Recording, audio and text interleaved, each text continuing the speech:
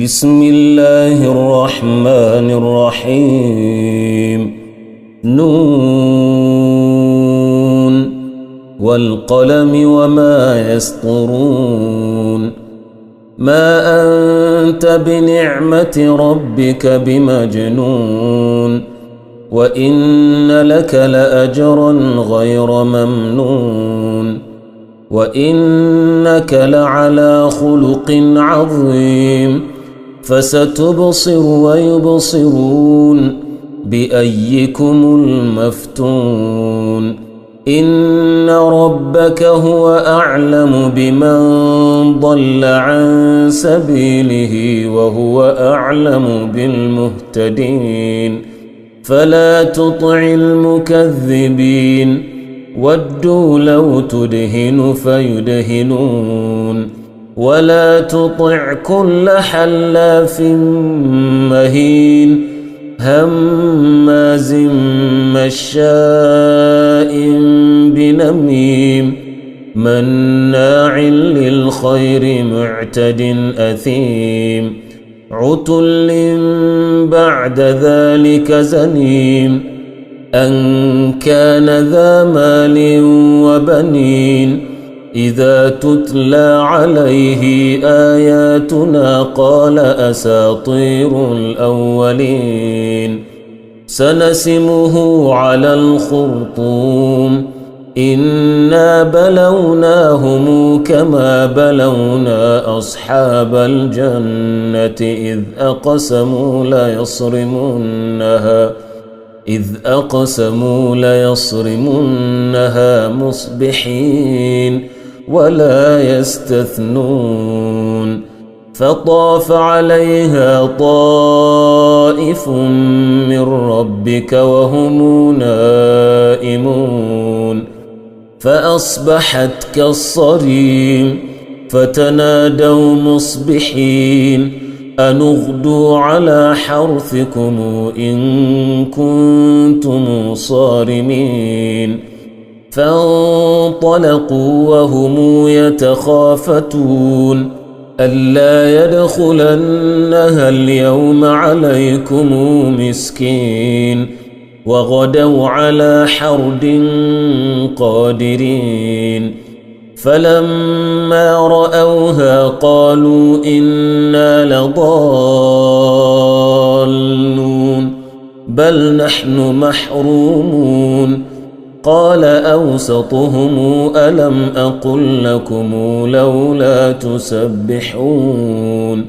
قالوا سبحان ربنا إنا كنا ظالمين فأقبل بعضهم على بعض يتلاومون قالوا يا ويلنا إنا كنا طاغين عسى ربنا أن يبدلنا خيرا منها إنا إلى ربنا راغبون كذلك العذاب ولعذاب الآخرة أكبر لو كانوا يعلمون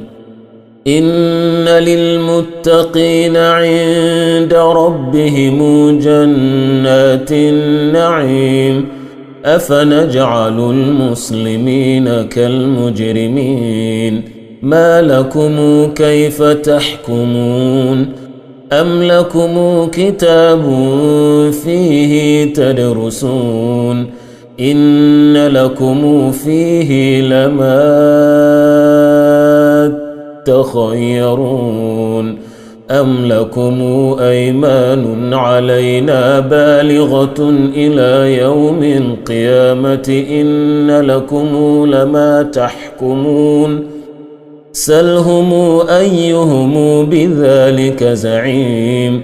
أم لهم شركاء فليأتوا بشركائهم إن كانوا صادقين يوم يكشف عن ساق ويدعون إلى السجود فلا يستطيعون خاشعة أبصارهم ترهقهم ذلة وقد كانوا يدعون إلى السجود وهم سالمون فذرني ومن يكذب بهذا الحديث سنستدرجهم من حيث لا يعلمون وأملي لهم إن كيدي متين أم تسألهم أجرا فهم من مغرم مثقلون أم عندهم الغيب فهم يكتبون فاصبر لحكم ربك ولا تكن كصاحب الحوت إذ نادى وهو مكظوم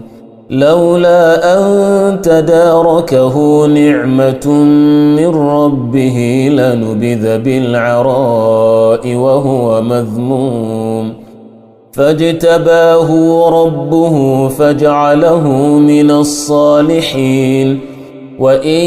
يكاد الذين كفروا ليزلقونك بأبصارهم لما سمعوا الذكر